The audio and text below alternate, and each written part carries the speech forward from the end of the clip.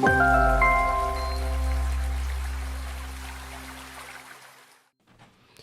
again, welcome everyone. We're very glad to have you with us today. In the past few weeks, we've been talking about God's annual holy days. We've already experienced the first two, and we're looking forward to the third high holy day of the year. And that would be the Feast of Weeks, or Pentecost, as it's commonly called. As I said in the announcements today, it's already day 21 in the count to 50 days after the weekly Sabbath and the Feast of Unleavened Bread this year. And again, day 50 will be May 28th, and that will be the day we will be observing Pentecost in 2023. This year, May 28th will fall on a Sunday, as Pentecost always does. But what about the weekly Sabbath day? We've not talked much about the weekly Sabbath day lately, so I thought it might be a good time for a review. Excuse me. Now, people often have questions about the weekly Sabbath, especially those who are newer in the church. It's new to them. Which day of the week was the Sabbath originally commanded to be observed? Is the weekly Sabbath day the same as the day we call Sunday today? Or is it the day we call Saturday? Or some other day of the week, as long as we keep one day in 7? Is that right? Now, many, if not most of those watching today, or of us watching today, are very familiar with God's Sabbath day. I think it's good to be able to defend our belief and be able to explain to others why we believe as we do. I know that many of us probably ran right out to explain the Sabbath day to everyone we knew as soon as we first learned of it. Of course, we quickly found out that most people don't really seem to want to hear about it. Most seem to be content worshiping however they've grown accustomed to over the years. But even then, we should be ready to answer questions about the Sabbath and other things as well. At the very least, we can always be a witness. And perhaps that might be of value to others at a later time. So today, let's take a look at which day of the week is the weekly Sabbath. When it comes to holy days, consecrated days, hallowed days, also called God's Sabbaths, remember that only God can create a day holy to himself. Man can't do that. Now, before we talk about any specific days, we might need to know when God's days begin and end. I know newer people may not be familiar with that. Our modern Gregorian calendar begins our days at midnight. Well, actually, that isn't true, if you think about it. The term midnight originally meant the very middle of the night, when the night was exactly half over. In other words, exactly halfway through the night. Now, for example, here in Kentucky tonight, the sun sets at 8:30 p.m. It rises in the morning at 6:46 a.m. So I performed some quick calculations. So with the sun going down at 8:30, there are exactly 3 hours and 30 minutes until the day ends at 12 a.m. Now, if we add that to the 6 hours and 46 minutes after 12 a.m., when the sun comes up in the morning, and it will be night tonight for 10 hours and 16 minutes. So if we cut that time in half, we'll see when the real middle of the night or midnight occurs. And my calculations show that would be 5 hours and 8 minutes after sunset, or 1:38 a.m. Now, after I went to all the trouble of making these calculations, I saw that my phone app named Lunar Solar Calculator also listed 1:38 a.m. for the solar midnight. So didn't have to go to all that trouble, but at least we agree with each other. So midnight, the actual middle of the night, occurs here at 1:38 a.m. and not actually at 12 a.m., although many now call 12 a.m. midnight. We also, I think we previously mentioned that our months or moonths no longer correspond to the phases of the moon. So now we see that our modern midnight is no longer actually the middle of the night. And likewise, noon, well, it's not the middle of the day anymore either. But actually, none of this makes any difference when it comes to God's calendar or his days. Because God's days don't begin at midnight as the days on our modern Roman calendar do. When do God's days begin and end? Let's take a look at that first. Let's turn to Leviticus chapter 23, if you would. That's Leviticus chapter 23, and we'll go to verse 26. We've been there a lot lately, I think. Leviticus 23 is where all God's holy days are listed. Now, right now, we'll be looking specifically at the 5th annual holy day on God's calendar here. That'd be the Day of Atonement. There's a reason I'm doing this. There, we'll find specific instructions concerning when we are to begin and when we're to end our observance of this 5th high holy day. Of course, actually, the weekly Sabbath day, and really all the days on God's calendar that are Sabbaths, all the days period, should begin and end at the same time of the day. So let's check out Leviticus 23, verse 26. And the Lord spake to Moses, saying, Also on the 10th day of this 7th month there shall be a day of atonement. It shall be a holy convocation to you, and you shall do no work in the same day. So we see a holy convocation and a sacred assembly, and no works to be done. So this would appear to be one of God's holy days, or a Sabbath, right? Well, verse 32 will confirm this. Verse 32. It shall be to you a Sabbath of rest, and you shall afflict your souls. Now next, notice when this Sabbath is to be observed. Let's continue. In the 9th day of the month at even, from even to even, shall you celebrate your Sabbath. We'll be coming back to Leviticus 23 a little later if you'd like to hold your place here. But when is even? What time of day is that? Take a look at Strong's Bible Dictionary for the meaning of even. Here's what it says. It's Hebrew word 6153 in Strong's. It's the Hebrew word Arab, and it means dusk, evening, night. So it's at dark, basically. Turn, if you would, to 2 Chronicles chapter 18. That's 2 Chronicles chapter 18. We'll go to verse 34. 2 Chronicles chapter 18, verse 34. Now, here's one place where the Bible would appear to define even. And we'll look at one more place after this. It'll be in the New Testament. But for now, 2 Chronicles 18, verse 34. And the battle increased that day. Howbeit, the king of Israel stayed himself up in his chariot against the Syrians until the even. And about the time of the sun going down, he died. It would seem here that even would be the time of the sun going down. In the New Testament, we can see the word even in Mark 1, verse 32. Let's take a look at that. Mark 1, verse 32. I believe it might be more clear here. And there are other locations in our Bibles where the word even would appear to be sunset. But let's look at the last one for today. Again, that'll be in Mark 1, verse 32. I think this is pretty definitive. And at even, when the sun did set, at even, when the sun did set, they brought unto him, as Jesus, all that were diseased and them that were possessed with devils. So it appears that God begins his days at even or at sunset. His days will also end at the following sunset. So God's days are from sunset to sunset. Now, with that in mind, let's turn to Genesis. In fact, let's turn to the very beginning of our Bibles. That will be Genesis chapter 1 and verse 1. Back to the very beginning. The header in my Bible in Genesis, over Genesis 1:1 reads the creation of the world, by the way, but again, Genesis chapter 1, verse 1. In the beginning, God created the heaven and the earth was without form and void, and darkness was upon the face of the deep.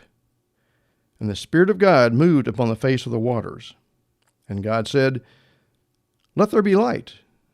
And there was light. And God saw the light, that it was good. And God divided the light from the darkness. And God called the light day, and the darkness he called night. And the evening and the morning were the first day. We might notice that God defined the day as the evening and the morning, in that order, which would be consistent with God's days starting at sunset. Now, as we read on in chapter 1, we see the waters gathered together and dry land appear. We see the creation of the plants on the third day, lights in the heavens on the fourth day. We might notice that each day of creation is defined as an evening followed by a morning. Of course, God creates the living creatures, and in Genesis 1 verse 27, God created man in his own image. Male and female, he created them. Genesis 1 verse 31. Let's take a look at Genesis 1 verse 31, if you would. Just a few verses down. And God saw everything that he'd made, and behold, it was very good. And the evening and the morning were the sixth day.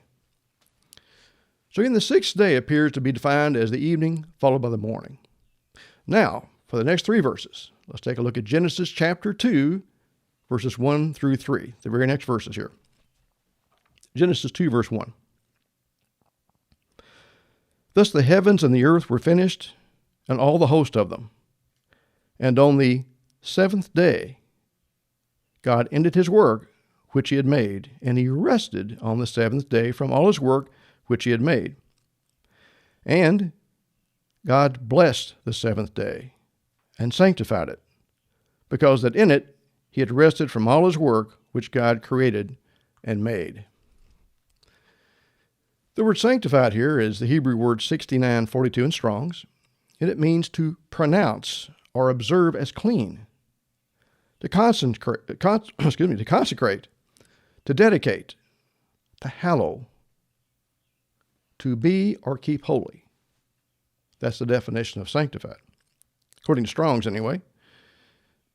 So God blessed the seventh day. He consecrated it, hallowed it, dedicated it. God declared the seventh day to be holy. We'll find that no other day of the week was ever set apart or made holy by God. We can search our Bibles, but the seventh day of the week is the only weekly day that was ever made holy by God. God's weekly holy day was created during creation week, at the very beginning of creation. But just because God created a holy day, a special day, should we observe it today? Turn next to Exodus 20, if you would. Exodus 20, verse 8. That's Exodus chapter 20. In verse 8, I suspect many of us will recognize this as one of the Ten Commandments. Most churches teach us to observe the last six of the Ten Commandments. I'd say maybe fewer the first three, and almost none today, the fourth of God's Ten Commandments, despite it being the longest and most detailed commandment of the 10. But here it is, the fourth commandment of the 10 to us from our Creator. Again, Exodus 20, verse 8. Remember the Sabbath day to keep it holy. Again, God made the seventh day and made it holy at creation. It's up to us to keep it that way. Here's how. Starting in verse 9. 6 days shall you labor and do all your work, but the seventh day is the Sabbath of the Lord your God. In it you shall not do any work, you nor your son, nor your daughter, your manservant, your maidservant, nor your cattle, nor the stranger that is within your gates. For in 6 days the Lord made heaven and earth, the sea, and all that in them is, and rested the seventh day. Wherefore the Lord blessed the Sabbath day and hallowed it. Again, the seventh day of the week, the Sabbath day, is a holy day to God. We're told to rest from all our work on this day. Now, finally, back to Leviticus chapter 23, where we were earlier. Back to Leviticus chapter 23, we'll go to verse 3 to be exact. Leviticus chapter 23 and verse 3. So what else are we commanded to do on the weekly Sabbath day? Well, there are two things I see that God instructs us to do on his weekly Sabbath. Actually, we're commanded to do these things on every Sabbath day, both the weekly Sabbaths and the annual ones as well. But we're talking mostly about the weekly Sabbaths today. Let's see what they are again. Leviticus 23, verse 3. 6 days shall work be done, but the seventh day is a Sabbath of rest. Okay, we just saw that in Exodus 20, verse 11. What's the second thing we're commanded to do? Let's keep reading here in Leviticus 23, verse 3. The next thing is a holy convocation. A holy convocation. The word holy here is the Hebrew kodesh, and it means a sacred place or thing, consecrated, dedicated, or hallowed thing. So holy, you might say, means sacred. The word convocation is mikra, and it means a public meeting. Also could mean rehearsal. So a holy convocation is a sacred meeting or perhaps a sacred rehearsal. And on God's Sabbath days, we're commanded to rest from our regular work and assemble with God's people. It's to be a sacred assembly. Now, we can always gather with others on any day of the week. That's just fine. But on God's seventh-day Sabbath, and his other Sabbaths as well, God commands us to assemble ourselves. It's an appointed time for God's people to meet with each other and with him. God's Sabbaths are his appointments he's made for his people. What happens if we miss God's appointments? What would happen then? Well, whenever we miss an appointment, we miss something. If we miss an appointment, let's say at work, we'll miss something. When we fail to meet on God's holy days, we miss something. When we miss the fellowship with other believers and the encouragement, the knowledge they share, and the hope they bring to us, we miss something. Not to mention the spiritual messages and the spiritual growth we might experience as we meet on God's Sabbath days. We can always say that we should observe God's weekly Sabbath simply because God commanded it. And that's good enough probably for me. But God created his holy days for a reason. He created them for us. Turn to Mark 2, verse 27, if you would. That's Mark chapter 2, verse 27. Mark chapter 2, verse 27. God created God created his Sabbaths, his holy days, to be days when we're to take a break from our work. Days when God's people get together to worship God, to learn from God and from each other. Indeed, God created his Sabbaths for us. But don't take my word for it. Let's hear from Jesus Christ himself on the matter. Again, he's speaking to us in Mark 2, verse 27. And he said to them, his disciples, and to us, the Sabbath was made for man. The Sabbath was made for man, and not man for the Sabbath. Okay, the Sabbath was made for man. To be clear, the word man in Mark 2, verse 27 is the Greek anthropos, and it means a human being. So, God made the Sabbaths for all human beings. He didn't leave the women out. He didn't make the Sabbaths just for the Jews. No, God's Sabbaths were created for the benefit of every single one of us. They're created for us. I know that many people call the first day of the week or Sunday the Lord's Day. I always wondered why they might call the first day of the week the Lord's Day. Always puzzled me. There are only two occasions I can find in the Bible that might refer to the Lord's Day or the day of the Lord. The Lord's Day actually refers to the time in the future when Christ returns to begin his rule and also begins to eliminate sin. But that day has not arrived yet. And the coming day of the Lord, or Lord's Day, will not be a pleasant one.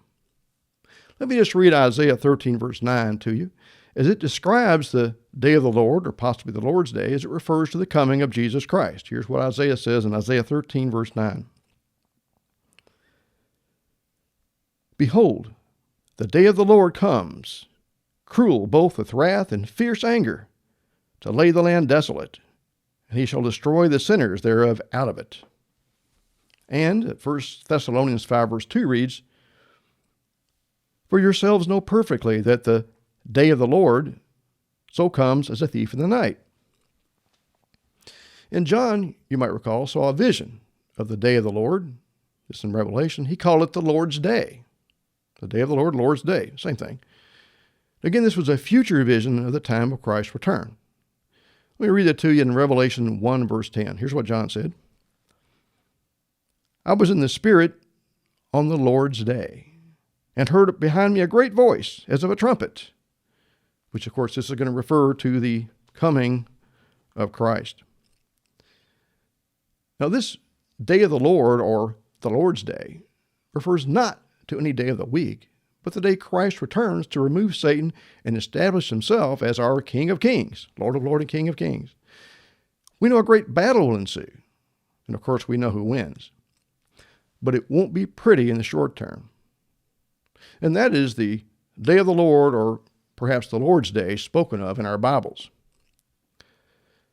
So is there any such thing as the Lord's Day as a specific day of the week? Does our Bible have any precedent for that? A day of the week that belongs to the Lord, the Lord's Day. Actually, I think we'll find it in our very next verse here in Matthew chapter 2, verse 28. Let's read that. Matthew 2, verse 28. This is what Jesus says. He says, "Therefore, the Son of Man is Lord also of the Sabbath." Now, in Mark 2, verse 28, Jesus himself says that he is Lord of the Sabbath day. If the Son of Man, Jesus Christ, is Lord of the Sabbath, doesn't that make the Sabbath the Lord's day? I would certainly think so. Now, Jesus is Lord of the Sabbath day. The seventh day of the week, the seventh-day Sabbath, is the Lord's day. Now, some might say, well, how do we know which day is the seventh day of the week? Well, let's go back to Exodus. Go back over there, this time to Exodus chapter 16. That's Exodus chapter 16, and we're going to verse 22. Exodus chapter 16, verse 22. Things have changed over time. The day we call the first day of the new year has changed from one calendar to the next. Days of the months, even the months themselves, have changed over time. But the 7-day weekly cycle has not changed. Though there have been failed attempts to change the 7-day week into 8 or even 5 days, the 7-day week has been observed by man since the beginning, and on every calendar, with really no clear explanation of why, except that God ordained it. Now, after coming out of their captivity in Egypt, God made sure that all the Israelites, and that would include the tribe of Judah, later known as the Jews, He made sure that all of them knew which day was the Sabbath day. So notice this in Exodus chapter 16, as you read about the gathering of the manna. We looked at this, I think, a couple of weeks ago. We were talking about the omer as a measurement. But again, Exodus chapter 16, verse 22. And it came to pass that on the 6th day they gathered twice as much bread, 2 omers for one man. And all the rulers of the congregation came and told Moses. And he said to them, "This is that which the Lord has said. Tomorrow is the rest of the holy Sabbath unto the Lord. Bake that which you will bake today, and seethe that which you will seethe, and that which remains over, lay up for you to be kept until the morning." And they laid it up till the morning, as Moses bade, and it did not stink, neither was there any worm therein. And Moses said, "Eat that today, for today is a Sabbath to the Lord. Today you shall not find it in the field. 6 days you shall gather it, but on the 7th day, which is the Sabbath, in it there shall be none." So here God made sure that the Israelites knew which day was the Sabbath day, if there was any doubt. Verse 27. And it came to pass that there went out some of the people on the 7th day for to gather, and, as expected, they found none. The people went out on the Sabbath day to gather the manna in defiance of God's commandment to rest on that day. Were they successful? No, they weren't. They were instructed to prepare for the Sabbath the day before. That's what we call preparation day, of course, so that they could rest on the Sabbath day per the commandment. Yes, always, it's best to follow God's commandments. We're blessed when we do. And when we don't, well, that's a different story. But at the very least, God was not pleased with those who disobeyed his commandment to prepare the day before and then rest on that Sabbath day. We can see that in verse 28. And the Lord said to Moses, how long refuse you to keep my commandments and my laws? So God was not pleased. The some ignored his commandment and went off to find manna on the Sabbath day. Verse 29. See, for that the Lord has given you the Sabbath. Therefore he gives you on the 6th day the bread of 2 days. Abide you every man in his place. Let no man go out of his place on the 7th day. So the people rested on the 7th day. As I said earlier, the Israelites definitely knew which day of the week the 7th-day Sabbath was. If they'd forgotten somehow during their captivity in Egypt, God made sure they knew when he brought them out. It was the day there was no manna. Now, while it's true that most of the Israelites eventually lost sight of the 7th-day Sabbath as they mixed in with other nations and lost their identity as Israelites, the Jews continued to keep the 7th-day Sabbath even until today. And today, the Jews continue to observe the weekly Sabbath every 7th day of the week, just as they've done for thousands of years. Even our modern calendars, if you think about it, despite changes to our months and years, they still show a 7-day week. Beginning on Sunday, the first day of the week, and ending on Saturday, the 7th day of the week. We can be sure that our 7th day of the week, what many roughly call Saturday today, is indeed the 7th day. The same day that God sanctified and made holy. The same day of the week. God's weekly Sabbath day. Okay, I'm going to change the pace here. How many of us know that the rainbow is actually a sign between God and man? Some of our younger people may not know that. Well, let's turn back to Genesis 9, verse 11. We're flipping back and forth here. Genesis 9 and verse 11. The rainbow is a what? It's a sign to us. It's a sign that God will never again destroy the earth by water. But God's actually given us many signs. Let's take a look at one of these signs that God's given to us, beginning here in Genesis 9, verse 11. Maybe some younger people won't know this. Let's take a look. And I will establish my covenant with you. Neither shall all flesh be cut off any more by the waters of a flood. Neither shall there be any more a flood to destroy the earth. Of course, that's what happened the first time, right? Verse 12. And God said, this is the token, meaning sign. This is the token or sign of the covenant which I make between me and you and every living creature that is with you for perpetual generations. I do set my bow in the cloud, and it shall be for a token, again a sign, of a covenant between me and the earth. Let me switch, if you don't mind, to the easy-to-read version. Again, I'll go back to verse 13 and read that and move on. Genesis 9, verse 13, easy-to-read version. God says, I'm putting a rainbow in the clouds as proof of the agreement between me and the earth. When I bring clouds over the earth, you will see the rainbow in the clouds. When I see this rainbow, I will remember the agreement between me and you and every living thing on the earth. This agreement says that a flood will never again destroy all life on the earth. So again, the rainbow is a sign to us and to God that God will never again destroy the earth by water. So keeping that in mind, let's turn over to Exodus 31, verse 13. Exodus 31, verse 13. So that was a sign. The rainbow was a sign to us and to God. I think most of us were probably taught about the rainbow as a sign of God's covenant with us. That probably happened when we were children. Most of us as children probably heard those stories and understand that. But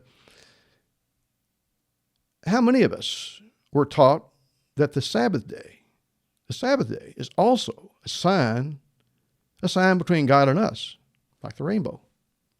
Again, Exodus 31, verse 13.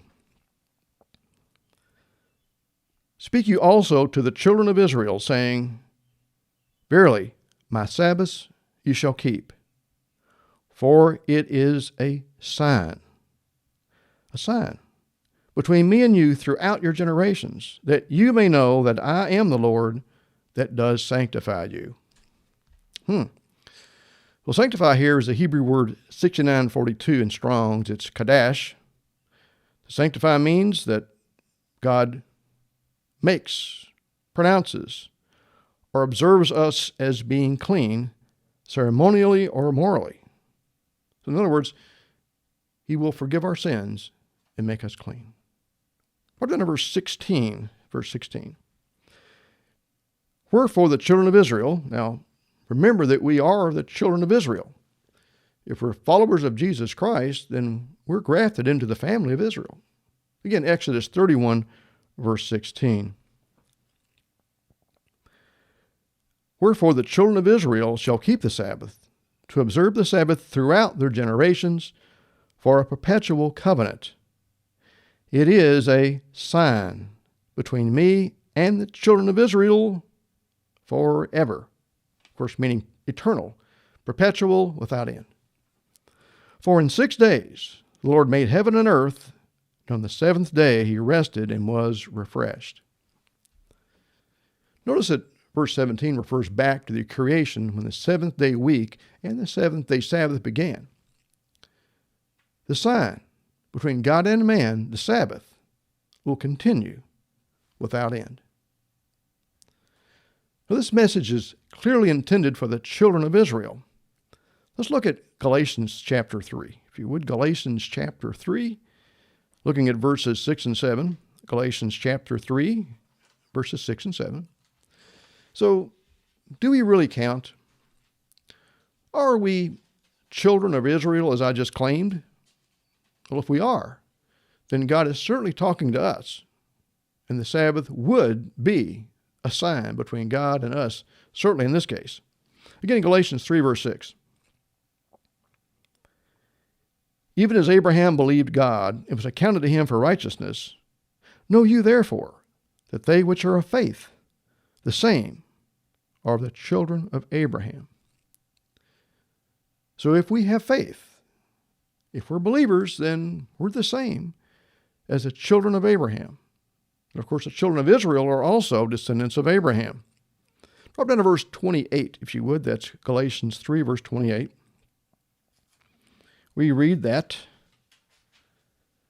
there is neither Jew nor Greek, there is neither bond nor free, there's neither male nor female, for you are all one in Christ Jesus. And if you be Christ's, then are you Abraham's seed and heirs according to the promise. So if we're believers in Christ, if we follow Christ, then we're spiritual Israelites and heirs to the promise. The Sabbath day, the sign between God and Israel, is a sign between God and his people. And that would include all of us who follow Jesus Christ. You know, most Christians agree that Christ was our example in everything. He was our example in all things. When we call ourselves followers of Christ, it's because we try our best to follow in his footsteps, to do things as he did. You might say to imitate him. Well, that's exactly what the Apostle Paul admonishes us to do in 1 Corinthians 11, verse 1. I'll just read that to you. 1 Corinthians 11, verse 1. This is the God's Word translation. Paul says, imitate me as I imitate Christ.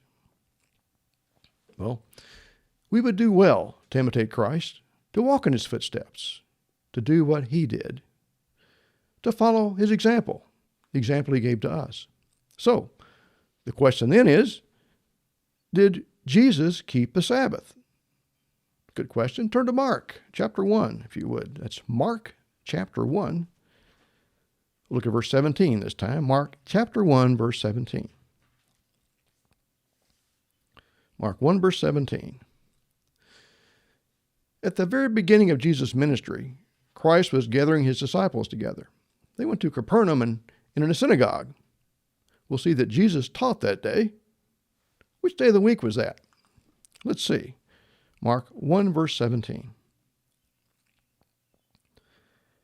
And Jesus said to them, "Come you after me, and I will make you become fishers of men."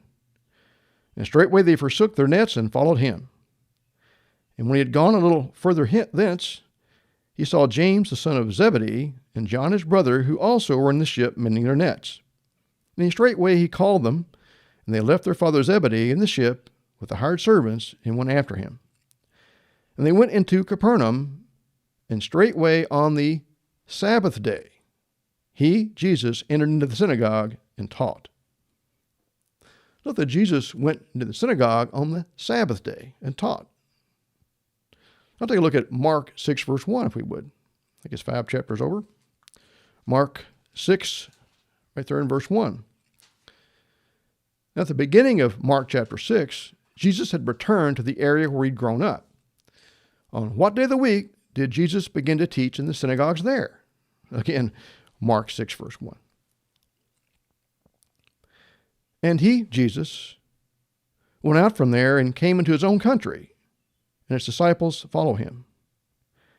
And when the Sabbath day was come, he began to teach in the synagogue. The people were astonished at Jesus' knowledge, but the point here is that Jesus was honoring and observing the holy Sabbath day, the weekly Sabbath. Let me just quickly read a couple more verses concerning Jesus and the weekly Sabbath day. You can jot these verses down if you'd like to come back to them later, but for now, I'll just read them. Again, Luke 6, verse 6, it came to pass on another Sabbath that Christ entered into the synagogue and taught. Luke 13, verse 10, and he, Jesus, was teaching in one of the synagogues on the Sabbath. So we see that Jesus kept the weekly Sabbath day. That's the day he went to synagogue, or what we might say, a day we might go to church. But after the death and resurrection of Jesus Christ, did his disciples continue to keep the Sabbath day? For that, let's turn to Acts chapter 13. That's Acts chapter 13. We'll look at verses 42 through 44. That's Acts chapter 13, beginning in verse 42. Now, today, some erroneously claim that immediately following the death and resurrection of Jesus Christ, his disciples immediately abandoned God's weekly Sabbath day. I think we'll see that's not true. Again, Acts 13, verse 42. Now, of course, this is the time after Jesus had already ascended to heaven and was no longer physically present with the disciples. Again, Acts 13, verse 42. And when the Jews were gone out of the synagogue, the Gentiles besought that these words might be preached to them the next Sabbath. Now when the congregation was broken up, many of the Jews and religious proselytes followed Paul and Barnabas, who, speaking to them, persuaded them to continue in the grace of God. And the next Sabbath day came almost the whole city together to hear the word of God. So almost the entire city showed up on that Sabbath day. We see that well after Jesus' death and resurrection, the seventh-day Sabbath was still being observed by the disciples and by the people. Acts 18, verse 4 is another place where we see that Paul preached every Sabbath in the synagogues. If you like, turn over there if you would. That's Acts chapter 18. Acts chapter 18, verse 4. Now, there are many other examples where Christians, after the death and resurrection of Christ, continued to assemble on the Sabbath day. Again, let's look at Acts 18, verse 4 for one. And he, that's Paul, reasoned in the synagogue every Sabbath and persuaded the Jews and the Greeks. So we see in Acts that the sacred day of assembly remained God's Sabbath day, or the seventh day of the week. Jesus' disciples didn't abandon God's Sabbath day. They continued to obey God's commandment to keep it holy. They continued to keep their appointment with God and each other. They continued to keep the Sabbath day just as they'd done when Christ was with them. Just as Jesus had done as he gave us his example for us to follow. But what about the future of the Sabbath day? Let's go back to Matthew 24, if you would. Matthew chapter 24. I'm sure we're familiar with that chapter. Matthew 24, verse 15 is where we will be. Matthew 24, verse 15. So, will the Sabbath day still exist in our future? Has it been done away with? Is it mentioned in Bible prophecy? Well, Matthew 24 is where Jesus tells us about the events leading up to the Great Tribulation. So again, let's look at Matthew 24, verse 15. Here's what he says. When you therefore shall see the abomination of desolation spoken of by Daniel the prophet stand in the holy place, whoso reads, let him understand. Then let them which be in Judea flee into the mountains. Now those in Judea at that time need to get out of there fast, really fast. Verse 17. In fact, let him which is on the housetop not come down to take anything out of his house. Neither let him which is in the field return back to take his clothes. They are in a hurry. Verse 19. And woe to them that are with child, and to them that give suck in those days. In other words, those who are nursing babies. When Judea sees the abomination of desolation, they're told to flee, to get out of there in a hurry. If they're working outside, don't even go back to their house to get any clothes. Apparently things will be happening very rapidly. There'll be no time to lose. Verse 20. But pray you that your flight be not in winter, neither on the Sabbath day. For then shall be great tribulation, such as was not since the beginning of the world to this time, no, nor ever shall be. Now, Matthew 24 at this point is describing the very beginning of the Great Tribulation. But notice in verse 20 that Jesus tells those in Judea to pray that their flight will not be in the winter or in the Sabbath day. Israel's rainy season roughly corresponds with Israel's winter. We can certainly understand how inclement weather can make travel difficult, but what about the Sabbath day? Why might that be a problem? I'm not really sure, but let me speculate a little bit here. Let me just see what I can come up with. That's some ideas for you.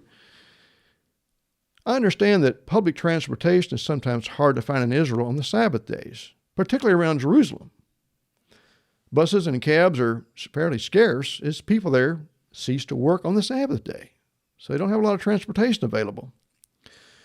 Also, something I learned a few years ago, and this is interesting, is that many elevators there, in Jerusalem specifically, have a switch with 3 settings. They can select any one of these 3 settings. And a key is used to switch them, so they can come and switch those modes, beginning of the day, whatever. But the modes are this. There's the mode off, the mode on, and the mode Sabbath. That's right. Now off, the elevator is off. It's out of service, doesn't work. On, the elevator operates normally. It goes to and stops at the floors wherever the buttons have been pushed. So if you're on the 8th floor and you press the 1st floor, if no one else pushes anything, you're going to the 1st floor, right? Then the 3rd setting is Sabbath. Now, when they select Sabbath, I'm told that the elevators stop at every floor, no matter what, negating the need for anyone to push the buttons.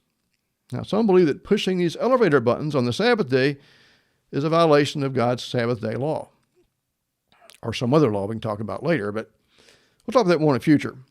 But let's say, for example, you need to flee Judea. Roughly today, we might say Israel. You need to flee in a hurry. It's a Sabbath day. What if you find yourself at the top floor of a very tall building? Well, if you have to wait for the elevator to stop at every floor before getting to the ground, you might be a while. That's not ideal if you're trying to get out of Israel in a hurry.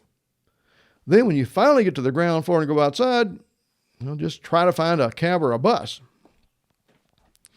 So particularly anyone in Jerusalem trying to flee would probably find it more difficult and time-consuming to flee on the Sabbath day than any other day for the reasons I just mentioned. There may be other issues with fleeing on the Sabbath day. I'm not sure, but at any rate, God tells us to pray that the tribulation won't begin on a Sabbath day. The point I really wanted to make is that the Sabbath day will still be observed in our future. It was not abolished or done away with in the past. We see that the Sabbath day is not only observed today, but it will be in the future as well. But that probably shouldn't surprise us. Remember, we previously read in Exodus 31, verse 17, that the Sabbath is a sign between God and his people forever. That's what we read. So, today, we've seen that God, at the very beginning, at the time of creation, God rested on the seventh day. He blessed the seventh day.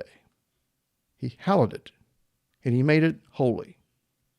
He never sanctified any other day of the week. We saw that God's day begins at sundown and ends at the following sundown. Although the weekly Sabbath falls on the seventh day of the week, the day we call Saturday, it actually begins at sundown on Friday and lasts until sundown on Saturday. We saw that the Sabbath was made for man, for all human beings, not just the Jews or any other group, but for all of mankind. The Sabbath is also a sign between God and his children. The Sabbath is a sign between us and God. How does God identify his people? One way is by our keeping of his Sabbath. The fourth and longest of the Ten Commandments instructs us to remember to observe the Sabbath, or the seventh day of the week. Although Christians are adamant about keeping the Ten Commandments, the fourth commandment, it's often forgotten.